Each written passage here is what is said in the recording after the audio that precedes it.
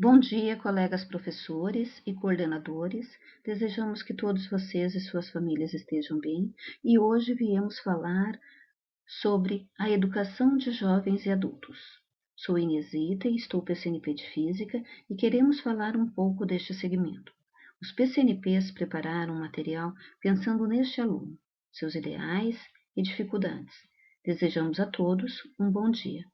Algumas escolas utilizam o livro EJA Mundo do Trabalho. Deixaremos no final o link deste material.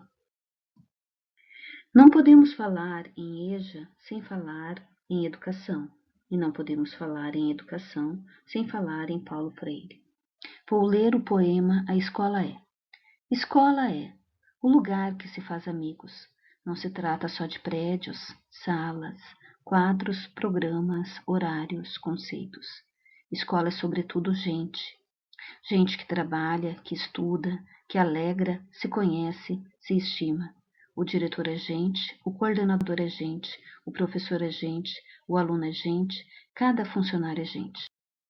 E a escola será cada vez melhor, na medida em que cada um se comporte como colega, amigo, irmão. Nada de ilha cercada de gente por todos os lados, nada de conviver com as pessoas e depois descobrir que não tem amizade a ninguém, nada de ser como o tijolo que forma a parede, indiferente, frio, só. Importante na escola não é só estudar, não é só trabalhar, é também criar laços de amizade, é criar ambiente de camaradagem, é conviver, é se amarrar nela. Ora, é lógico, numa escola assim vai ser fácil. Estudar, trabalhar, crescer, fazer amigos, educar-se, ser feliz. É por aqui que podemos começar a melhorar o mundo. Paulo Freire. A história inicia há muito tempo atrás. Com a chegada dos jesuítas, liderados por Manuel da Nóbrega, ocorreu a evangelização dos índios, com o objetivo de evitar o aumento do número de protestantes. E com a vinda da família real, houve a necessidade da formação de trabalhadores atender à aristocracia portuguesa. Temos aqui o interesse da educação para beneficiar instituições. Em 1854, tivemos a primeira escola noturna, cujo objetivo era alfabetizar os trabalhadores, e ocorreu uma expansão. E em 1874, haviam 117 escolas, que tinham fins específicos. No Pará, por exemplo, era destinada à alfabetização dos índios, e no Maranhão, o objetivo era esclarecer os colonos de seus direitos e deveres. Em 1910, o direito de ler e escrever era negado a quase 11 milhões de pessoas maiores de 15 anos. Em 1932, houve o Manifesto dos Pioneiros da Educação Nova, por Fernando de Azevedo, Lourenço Filho, Anísio Teixeira. Em 1934, o Plano Nacional de Educação. A década de 40 é marcada por muitos feitos, entre eles a criação do Instituto Nacional de Estudos e Pesquisas Educacionais Anísio Teixeira e o primeiro Congresso Nacional de Educação de Adultos. De 1945 a 1964, temos a presença marcante de Paulo Freire. Em 1958, no segundo Congresso Nacional de Educação para Adultos, um grupo de Pernambuco, liderado por Paulo Freire, ganha destaque pela sua experiência em educação de adultos, com críticas severas à precariedade dos prédios escolares, inadequação do material didático e à qualificação dos professores. Esse movimento se caracterizou pelas inovações pedagógicas, enfatizando uma educação com o homem e não para o homem. Temos então o movimento de cultura popular, com início em 1961, na cidade de Recife, por Paulo Freire, Abelardo Hora e Paulo Vidal. Desse movimento surge material para a alfabetização de jovens e adultos, que, além de alfabetizar, eram politicamente correto e parabenizado pelo então Anísio Teixeira. Temos nesse período a conscientização das classes populares por Paulo Freire e a educação crítica. Mas, em 1964, vem o golpe militar e com o golpe vem a perseguição e repressão dos movimentos, e todo o material de Paulo Freire é apreendido. De 1967 a 1996, temos o Mobral, a legalização do ensino supletivo, o fim do regime militar e a LDB de 96. A educação de jovens e adultos, de acordo com o artigo 37, se destina a todos que não tiveram acesso ou continuidade de estudos no ensino fundamental e médio na idade própria. Por isso, a importância da andragogia. A pedagogia é a arte de ensinar crianças e a andragogia é a arte de ensinar adultos. Elas não são opostas e sim complementares. Temos numa extremidade a pedagogia e na outra extremidade a andragogia, numa linha contínua da educação. E a andragogia baseia-se na necessidade de saber. A educação desse jovem e adulto deve estar ligado a algum ganho no seu processo de vida. O autoconhecimento. Esse jovem, ele é responsável e quer ser tratado assim. Suas experiências são a base para o seu aprendizado. Prontidão para aprender. A educação deverá estar ligada a situações reais e devem ser contextualizadas. E a motivação, autoestima, qualidade de vida, futuro. Agora, mais um pouco de Paulo Freire. A alegria não chega apenas no encontro do achado, mas faz parte do processo da busca. E ensinar e aprender não pode dar-se fora da procura, fora da boniteza e da alegria.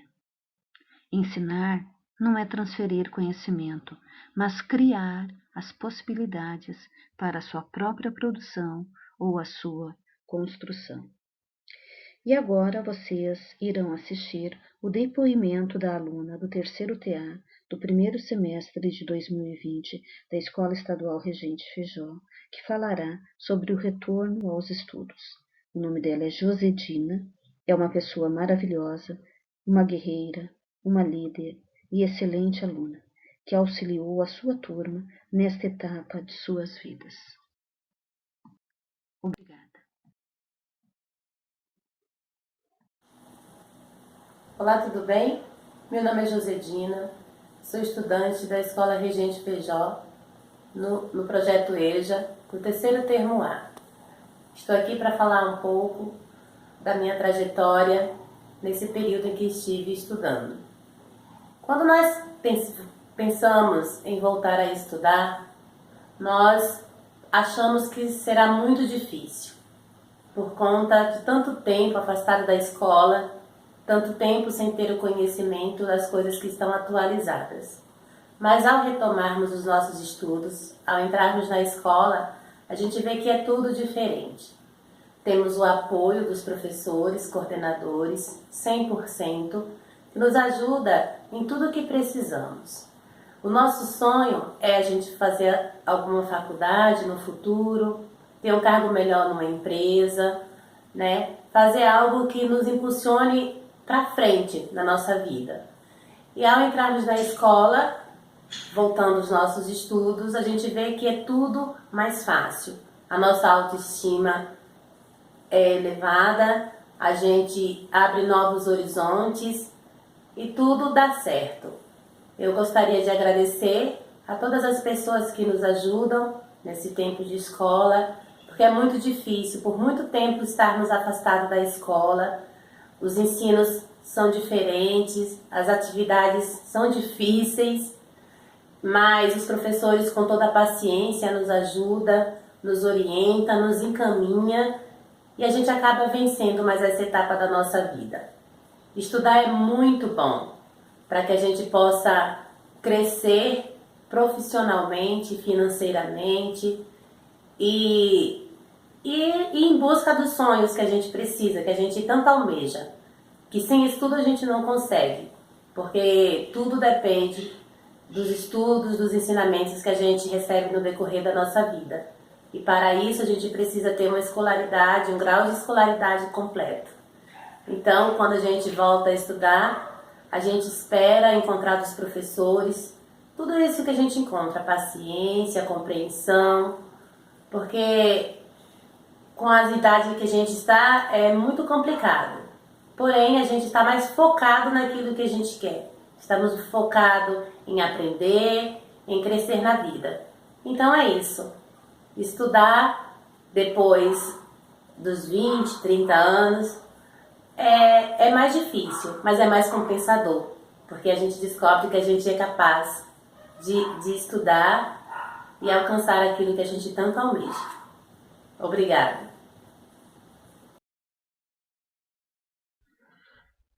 Olá, pessoal. Para a matemática do ensino fundamental anos finais, nós escolhemos uma habilidade do 9º ano, habilidade essencial do 3º bimestre, código EF09MA21, unidade temática probabilidade estatística. Essa habilidade tem como descritor ler, interpretar, analisar e identificar em gráficos divulgados pela mídia os elementos que podem induzir, às vezes propositadamente, erros de leitura, como escalas inapropriadas, legendas não explicitadas corretamente, omissão de informações importantes, como datas, fontes, entre outros. O objeto de conhecimento, análise de gráficos divulgados pela mídia, elementos que podem induzir a erros de leitura ou de interpretação. Tendo como referência essa habilidade, nós sugerimos algumas atividades que contemplam essa habilidade no caderno do professor e do aluno do CEJA, Mundo do Trabalho, Matemática, Ensino Fundamental, Anos Finais. Essa primeira sugestão de atividade, ela diz assim: a professora Mariana representou em um gráfico os resultados obtidos pelos alunos na prova de matemática. Veja o gráfico abaixo. O aluno vai ter que analisar o gráfico, onde na parte de baixo, aqui na parte horizontal, ele tem as notas dos alunos. Nota 6, 7, 8 e 9. E na parte vertical, eu tenho a quantidade de alunos que tiraram essas notas, que varia de 0 a 25. Então, vamos à pergunta. Quantos alunos tiraram nota 8 nessa prova? Eu vou analisar o gráfico e verificar a nota 8, que é referente a essa coluna aqui. Então, vou verificar a quantidade de alunos, que é a pergunta que está fazendo, e vejo que são 20 alunos que tiraram nota 8. Então, a alternativa correta, letra D. Essa atividade, que também é de interpretação de gráficos, ela fala assim: o gráfico abaixo mostra as vendas de caixas de papelão de uma fábrica de embalagens no primeiro semestre de 2005. Na parte horizontal, eu tenho os meses e na parte vertical, eu tenho a quantidade de embalagens. Então, ele pergunta: a diferença entre a quantidade de caixas vendidas nos meses de maior e menor venda. E aí eu tenho que analisar qual o mês que teve maior venda e o mês que teve menor venda. Então, analisando, o mês que teve menor venda foi o mês de fevereiro. E o mês que teve maior venda foi o mês de abril, onde eu tive 4.168 caixas no mês de abril e 2.897 caixas no mês de fevereiro. Aí ele pede a diferença entre essas quantidades. Eu faço a subtração da quantidade de caixas do mês de abril menos a quantidade de caixas do mês de fevereiro. Chego na alternativa B, 1.271 caixas.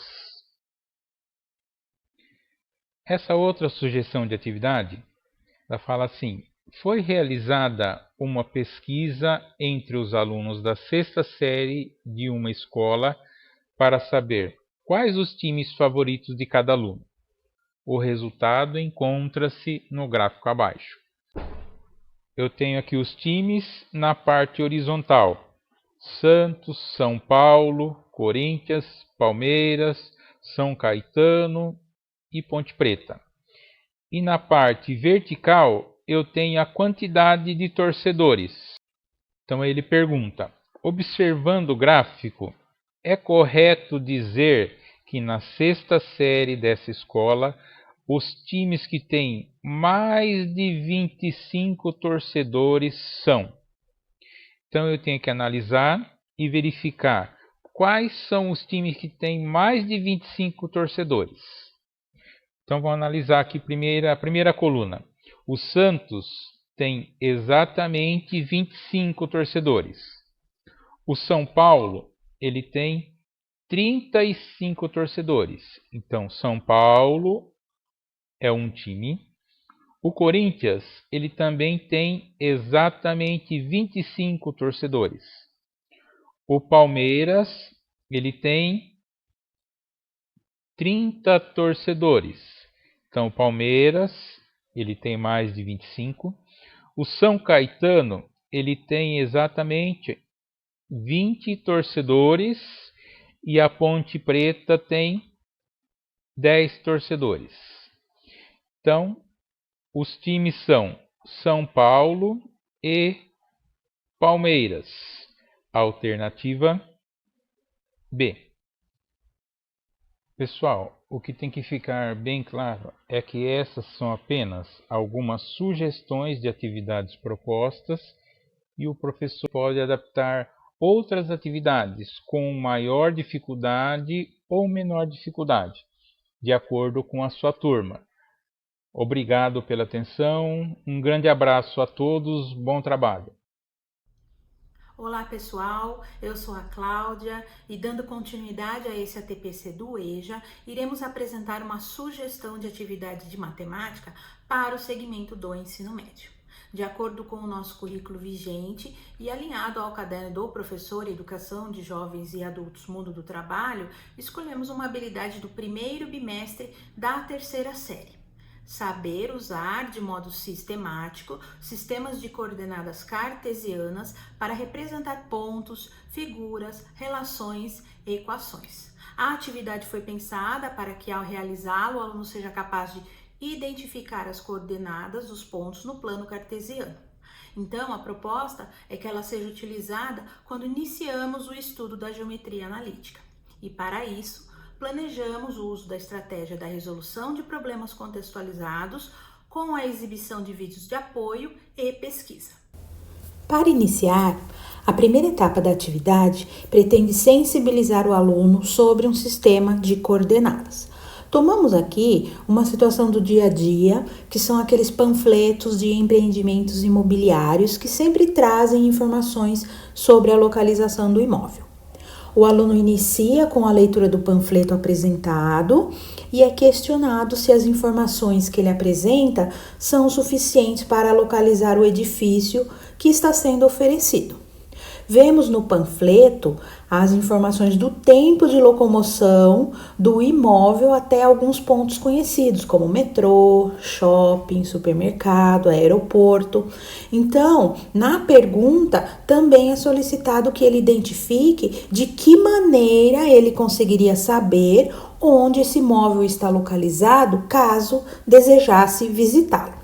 A seguir é apresentado um mapa da região do imóvel, retirado do próprio panfleto. Ele está subdividido em colunas definidas por letras e linhas definidas por números.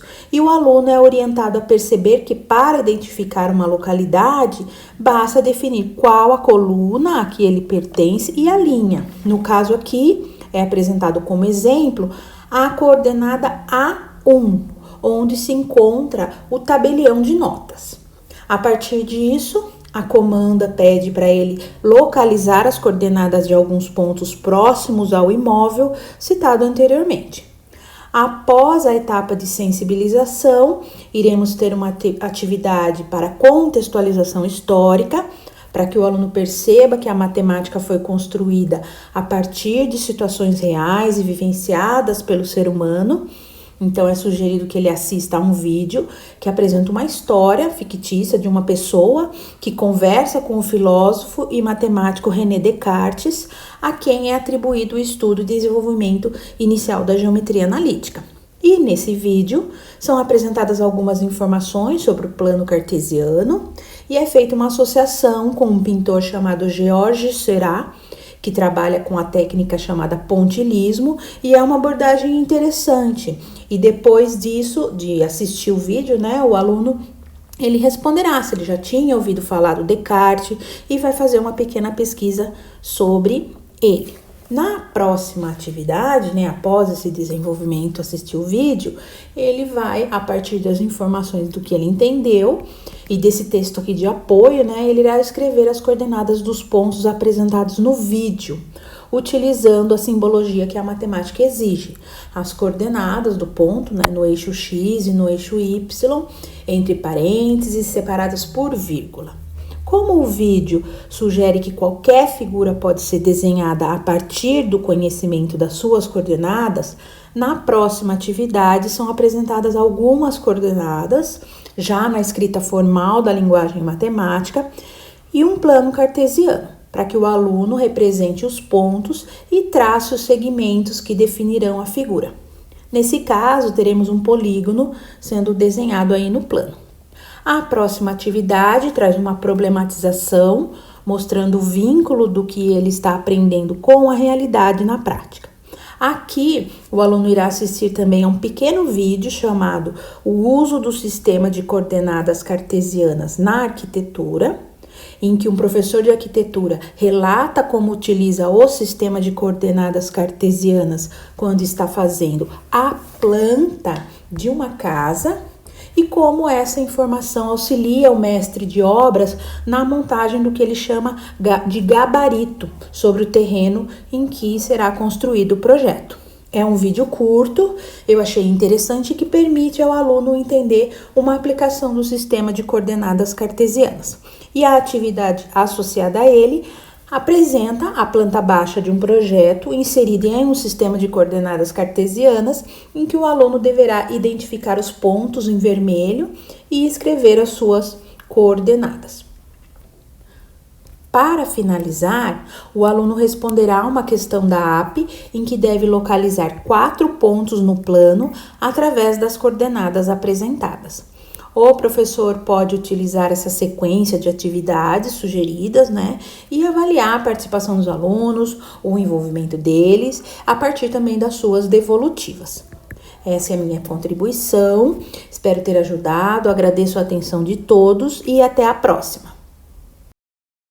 Olá, professores, dando continuidade a mais uma TPC, hoje em especial vamos trabalhar com a EJA. Em específico, ciências do 8º ano ou 3º termo. E vamos trabalhar com as correlações entre as habilidades do ensino regular e a EJA e oferecer a vocês algumas estratégias pedagógicas para auxiliá-lo no desenvolvimento das aulas de vocês. O tema é o tema 3, as relações ecológicas entre os seres vivos. O tempo previsto de aula é mais ou menos umas 6 aulas para toda essa movimentação que ele prevê. Mas diante desse contexto de pandemia, a ideia é que vocês façam a impressão desse material Podem até gravar um vídeo e solicitar que isso seja reproduzido lá no sistema prisional. Inicialmente, começamos com a ideia prévia, né, para o início de conversa, então consultando aí o que os alunos entendem por essa imagem, para verificar se conseguem enxergar o pólen, né, nos pelos do animal, e qual que é o tipo de relação que existe aí entre a abelha e essa flor, né, que é o aparelho reprodutor, então, aí, de uma determinada planta. E a importância dessa relação para a continuidade das plantas, dos frutos que consumimos, enfim, dá para explorar muitas coisas aí através das perguntas que são solicitadas aos alunos no contexto de ideia prévia. Relacionado ao levantamento de hipóteses, que é a próxima parte da sequência, os alunos são convidados a trabalhar um pouco mais a fundo o conceito de ecologia, que está relacionado à relação dos animais com o ambiente onde eles vivem. E aí nós temos vários ambientes. Então, questionar os alunos no levantamento de hipóteses relacionados ao que eles acreditam que há nessas regiões do planeta, nessas partes em branco, por que estão em branco? O que vocês acham que está acontecendo aí? Levá-los a uma reflexão sobre a passagem de uma estação para outra, né? Nesse caso aí no hemisfério norte está acontecendo a variação, né, de estação, a transição da estação de ano do verão para o outono. No hemisfério sul, do inverno para a primavera. Há essas regiões mais claras. Por que vocês acham que é claro? Será que são desertos? As regiões em verde claro, verde mais escuro, será que são porque são mais úmidos? Então, levantar essas considerações com os alunos, e é isso que as perguntas farão, para que os alunos eles possam começar a refletir um pouco sobre os conceitos mais amplos desse campo que a ecologia vai trabalhar. Outra coisa que é legal também levantar para os alunos é que nesse mapa não há nuvens, não há a relação, né? Você não consegue enxergar aí as grandes civilizações, né? Cidades, os grandes aglomerados humanos, mas são questões que podem ser discutidas com os alunos também. Neste momento da sequência, a diferenciação entre bioma e ecossistemas, né? Já pode dar aí uma introdução através desse infográfico aí, né? Mostrando os esquemas dos níveis de organização que ocorrem, né, na natureza, do organismo até a biosfera. Aqui uma outra problematização, né, que o professor pode fazer já numa atividade 2, fazendo uma relação, né, entre o torcedor, se o torcedor ele pode ser considerado uma população ou é uma comunidade. Então, são questões que o professor pode levantar para os alunos para gerar uma discussão mesmo, para que possa ser dado início a uma pesquisa sobre o meio biótico e abiótico. Quais são as diferenças entre essas duas relações? E se há, né, dentro dessa diferenciação, uma relação de compartilhamento aí entre os seres vivos com o ambiente. Para fazer as relações, o professor ele é convidado a utilizar, dentro da coleção que existe aí na unidade vinculadora, a fazer o uso do volume 2, né, do vídeo do volume 2, relacionado ao segundo termo ou sétimo ano, onde os alunos trabalharam com um tema, né, de cadeias alimentares, relações entre o meio biótico e o abiótico. Então, o professor ele pode fazer retomar esses conceitos com os alunos antes de continuar o desenvolvimento da atividade. Existem várias questões de problematização para ele, para auxiliá-los nesse momento de pesquisa. Até vir para a atividade 5, onde ele vai propor aí os biomas, uma pesquisa sobre os biomas no Brasil. Veja que também ele traz os mapas, diferenciando as regiões, trabalhando cartografia, e sempre fazendo esse paralelo interdisciplinar com geografia. Aqui, neste momento, já no processo de sistematização, o aluno ele é convidado, dentro do eixo de transversalidade, para trabalhar o impacto humano na natureza. Então, a proposta é que os alunos eles se reúnam em grupo. É óbvio que num contexto de pandemia e do sistema prisional, essas atividades elas devem ser muito bem trabalhadas para que não hajam equívocos. Mas, se bem conduzido, é uma possibilidade de trabalho que o professor pode vir a desenvolver com os alunos. Também é solicitado aqui, já relacionado ao volume 3, uma discussão, né, do último vídeo aí do volume 3, pegada ecológica, que está relacionado ao 8º ano. Aí, mais à frente, as relações harmônicas e desarmônicas, também um processo de sistematização, e já caminhando para o final, uma avaliação, onde o aluno ele vai refletir sobre o que ele estudou e o que ele pensa sobre essa sequência que foi utilizada aí para a aula. As habilidades, então, que nós trabalhamos, se formos relacionar o currículo paulista com o EJA Mundo do Trabalho, são essas daí, né? Do 6º, do 7º e do 9º ano, dentro do eixo temático Vida e Evolução. Eu não vou ler aí todas as características aí das habilidades, mas, a grosso modo, a primeira habilidade relacionada ao 6º ano, ele vai trabalhar os arranjos dos sistemas com diferentes níveis de organização, então célula para um organismo. Vai trabalhar no 7º ano com as principais características dos ecossistemas brasileiros, aí o fator abiótico e biótico desse ecossistema. Vai identificar os impactos provocados pelo homem na relação econômica e política com esse ambiente.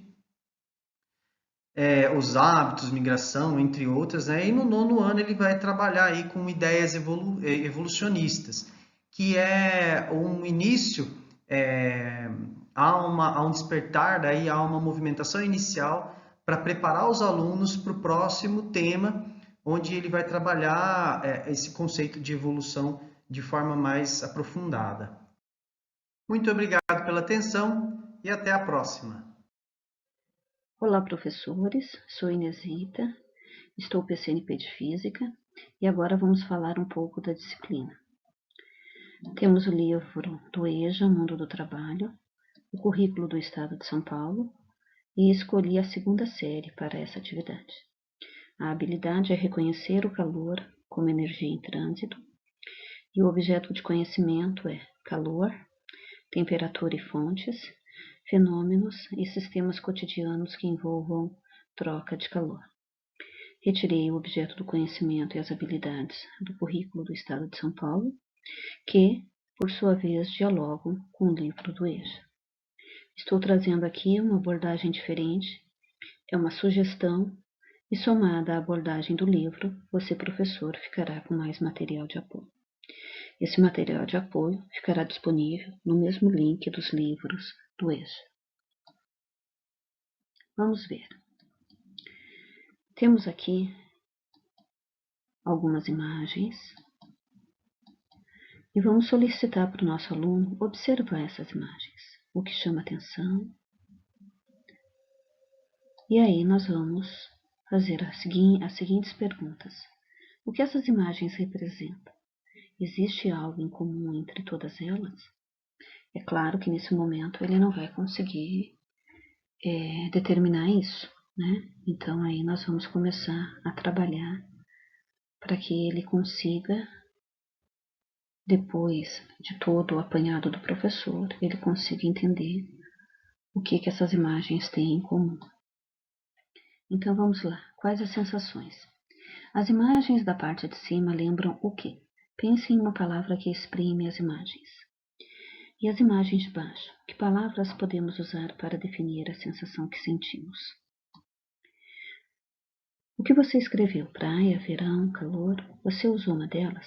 Se você não escreveu nenhuma das 3, escreva no pontilhado a palavra que você escolheu. Escreva por que você usou essa palavra, com o que você associou, com alguma situação do dia a dia, Aqui o aluno vai justificar e depois ele poderá voltar e mudar. Agora vamos pensar.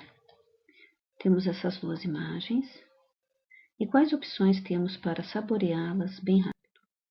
Assoprar, colocar pedras de gelo, ficar mexendo, colocar na geladeira. Será que se eu colocar pedras de gelo irei conseguir esfriar? Será que se eu ficar assoprando terei o mesmo resultado que as pedras de gelo, no mesmo intervalo de tempo? Qual é, do seu ponto de vista, o procedimento mais rápido? E por quê?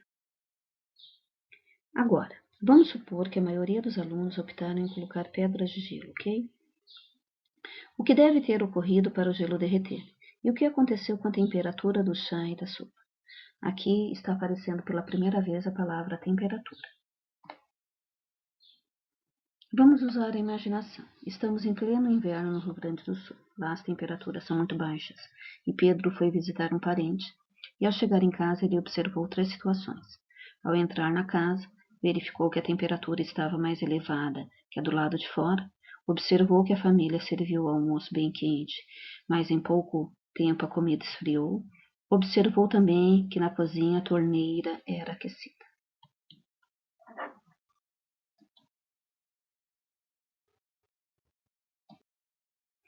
A casa é fechada e Pedro reparou a existência de um aquecedor.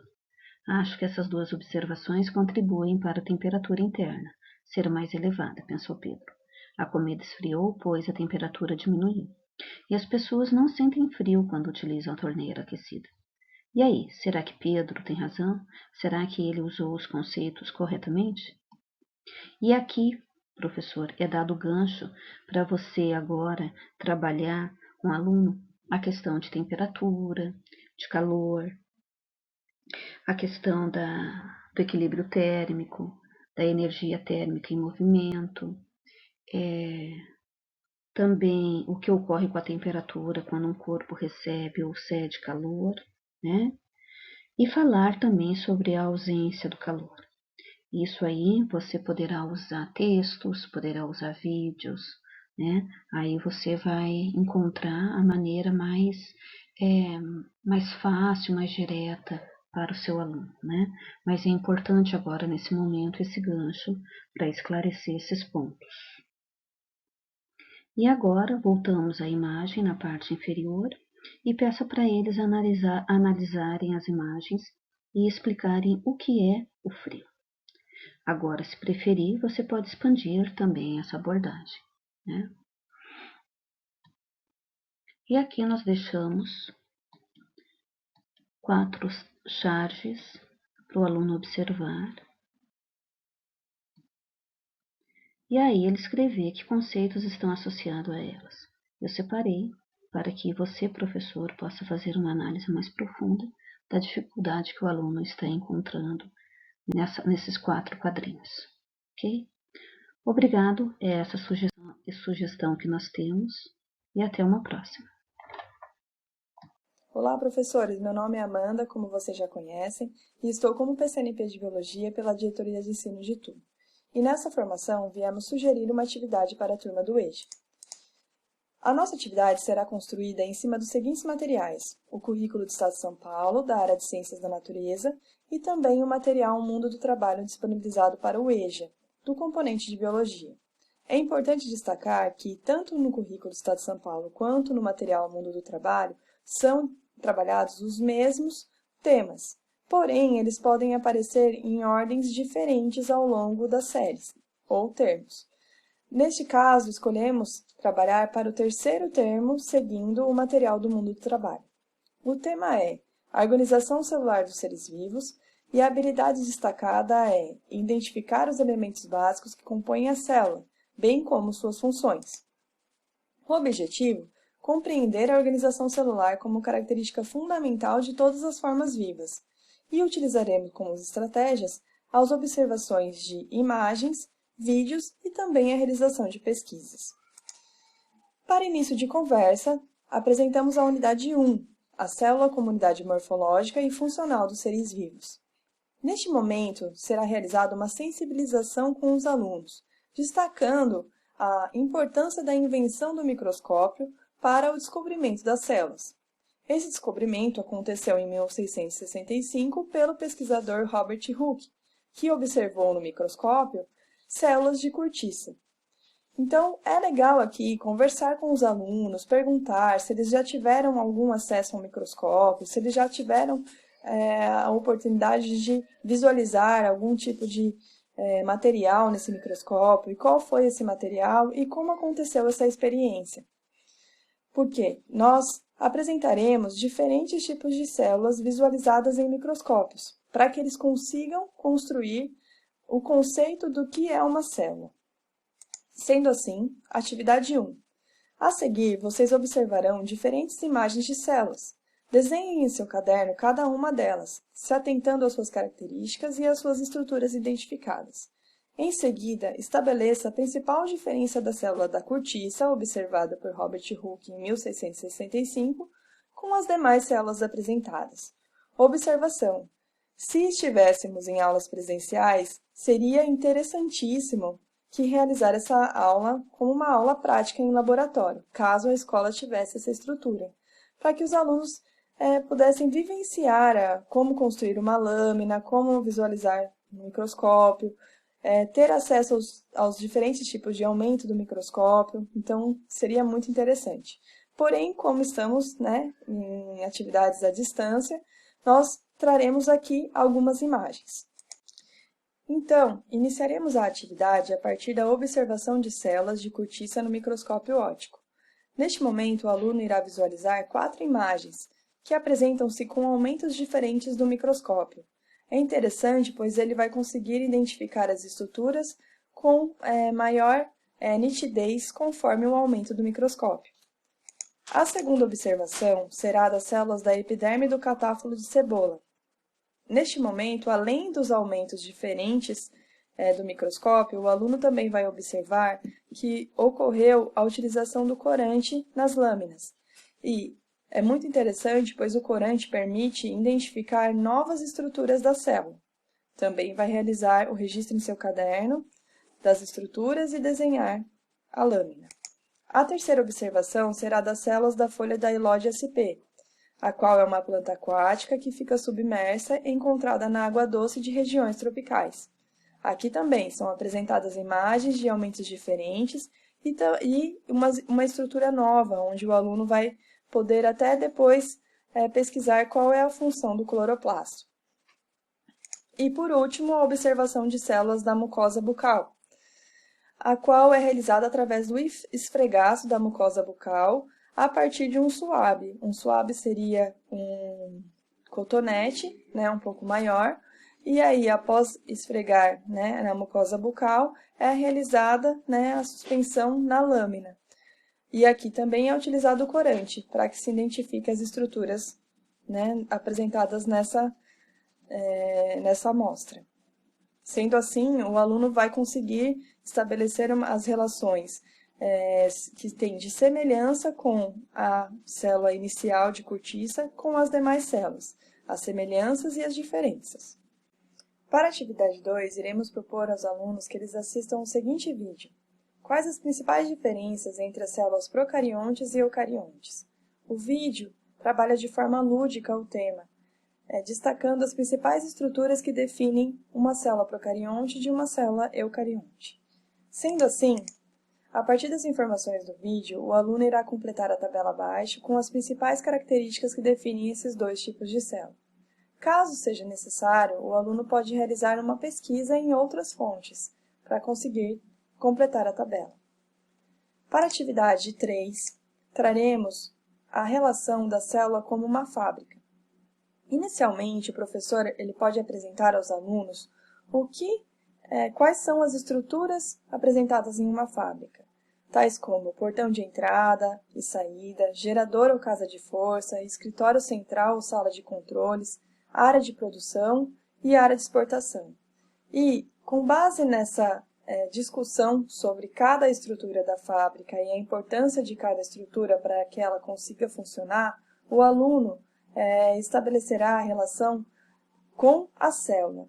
A célula é um organismo vivo e ela apresenta diferentes organelas que apresentam diferentes funções. E para que ela seja um organismo vivo, as organelas precisam trabalhar em suas funções corretamente.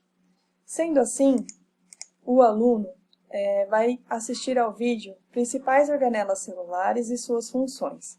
Esse vídeo vai apresentar de forma resumida cada organela e sua função, e ele, a partir do vídeo, ele vai conseguir estabelecer essas relações com cada estrutura que a fábrica apresenta. Bom, pessoal, acredito que a nossa atividade acaba aqui e espero que tenham gostado. Encontro vocês numa próxima formação. Obrigada! Olá, pessoal. Então, daremos continuidade à nossa TPC com a disciplina de Química. A proposta nesse momento é trabalhar uma habilidade de Química, que é encontrada lá no documento orientador, consequentemente presente no guia de transição, contemplando a BNCC. Então, nossa sugestão é trabalhar essa habilidade relacionando uma atividade proposta nesse material do EJA Mundo do Trabalho, primeiro termo. A habilidade selecionada tem como descritor reconhecer a ocorrência de transformações químicas no dia a dia e no sistema produtivo. E objeto de conhecimento, transformações químicas na natureza e no sistema produtivo. No caderno do professor Mundo do Trabalho, essa atividade ela poderá ser encontrada na página 37. É o tema 2 que nós trabalharemos agora, em transformações químicas. No caderno do aluno, a sugestão de atividade é contemplada lá na página 37. Para iniciarmos a nossa conversa do tema a ser trabalhado com o nosso aluno, utilizaremos esse texto de sensibilização, os riscos de cada jornada. Então, aqui você pode abordar os riscos de acidentes, a probabilidade de incêndio ou de explosão naquela determinada atividade. O 3, risco físico causado pelo calor, pela pressão, pela umidade. E o risco químico, considerando um risco na utilização de um produto químico. Esse texto que eu compartilhei com vocês, ele pode ser encontrado aqui nesse caderno EJA Segurança do Trabalho. Todo esse material, não apenas esse caderno de Segurança do Trabalho, mas tem o caderno do EJA Cultura, EJA Diversidade, o EJA Economia, Empreendedorismo, EJA Mulher, Qualidade de Vida. Contém vários textos que auxiliam o professor no desenvolvimento de suas atividades. Eu peguei um exemplo apenas para introdução desse nosso assunto, mas esse material ele pode ser utilizado também no ensino regular. Todo esse material ele estará disponibilizado aqui nessa pasta, Eixo Integrador Trabalho, que é uma coleção do MEC. Após a utilização daquele texto inicial, partimos então para a problematização com essas duas perguntas. Quando um objeto metálico ele enferruja, ele passa a ter certas características diferentes do original. Reflita sobre alguma dessas características. Elas evidenciam que ocorreu uma transformação química. Como você reconhece que um alimento está podre ou impróprio para o consumo? Quais características dele se alteram? É importante que o aluno ele reflita que existem evidências da ocorrência de uma transformação química. No caso de uma pastilha efervescente, a geração de um gás é uma evidência de transformação química, né? Quando nós misturamos duas soluções aquosas, o nitrato de chumbo e uma outra solução, iodeto de potássio, acaba gerando um sólido amarelo, também é uma transformação química. Então, são dois exemplos de evidências que comprovam ali a transformação química, né?